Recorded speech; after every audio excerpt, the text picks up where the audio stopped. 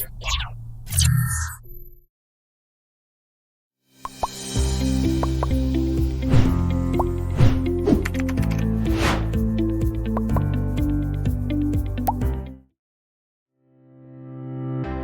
Sobat Statistik, kembali lagi bersama kami di Videografis Pojok Statistik Universitas Islam Bandung.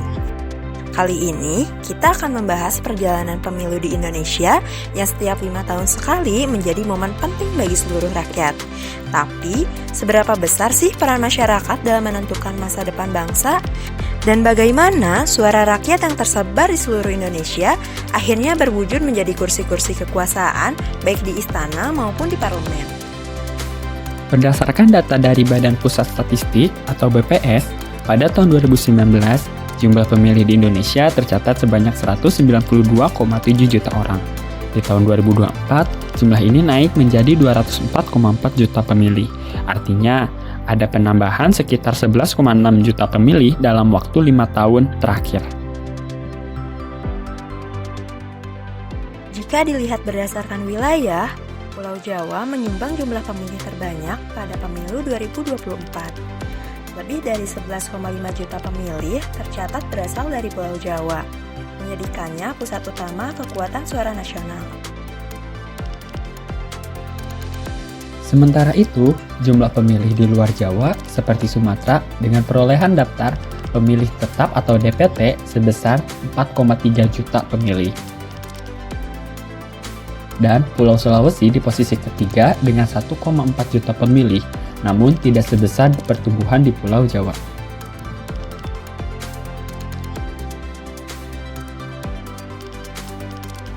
Meskipun angka pemilih di luar Jawa terus menunjukkan peningkatan, perbedaan yang cukup besar ini tetap menjadikan Jawa sebagai kunci penentu dalam dinamika politik nasional.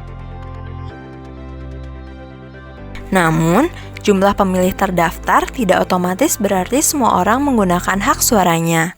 Masih ada tantangan seperti tingkat partisipasi yang bervariasi, serta persoalan logistik pemilu di wilayah terpencil dan kepulauan. Setelah melihat peningkatan jumlah pemilih, mari kita lihat bagaimana hasil pemilu presiden berdasarkan data di Badan Pusat Statistik dalam 2 periode terakhir, yaitu 2019 dan 2024. Pada pemilu 2019, pasangan Joko Widodo dan Ma'ruf Amin memenangkan pemilu dengan meraih 55,5 suara sah secara nasional.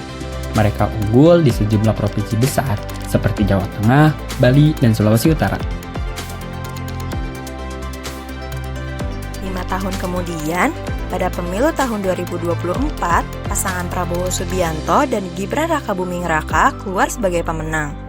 Mereka berhasil mengumpulkan 58,6% suara sah yang unggul hampir di seluruh provinsi di Pulau Jawa, serta beberapa wilayah di Kalimantan dan Sulawesi. Jika dibandingkan, ada kenaikan persentase suara sah bagi pemenang dari 55,5% pada tahun 2019 menjadi 58,6% pada tahun 2024. Hal ini menunjukkan bahwa pemenang pemilu 2024 mendapatkan dukungan yang lebih merata dan luas secara geografis. Jika dilihat secara spasial, provinsi-provinsi dengan jumlah pemilih terbesar seperti Jawa Barat, Jawa Timur, dan Jawa Tengah tetap menjadi wilayah kunci yang sangat menentukan hasil akhir pemilu. Setelah memilih presiden, rakyat juga menentukan wakil-wakil mereka di Dewan Perwakilan Rakyat.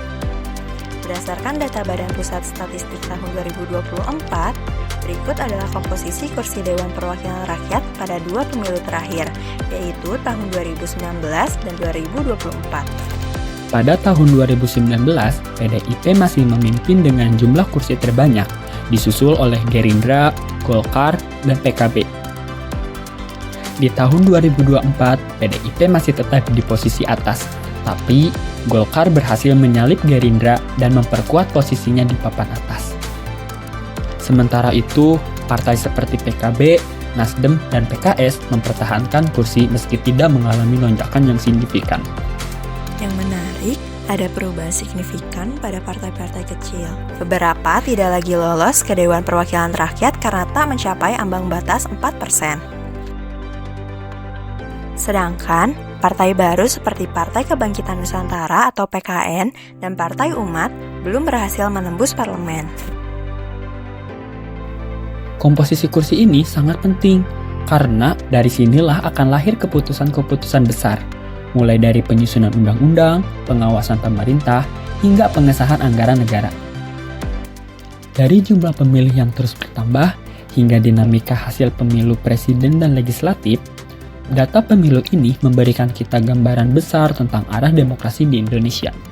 Kita melihat bagaimana suara rakyat menentukan siapa yang memimpin dan siapa yang menyusun kebijakan 5 tahun ke depan. Karena setiap angka sekecil apapun adalah suara yang punya makna. Nah, itu dia Sobat Statistik pembahasan kita kali ini mengenai potret pemilu di Indonesia dari tahun ke tahun. Semoga informasi ini bermanfaat dan bisa menambah wawasan ya. Sampai jumpa di video grafis pojok statistika Universitas Islam Bandung selanjutnya. Bye-bye!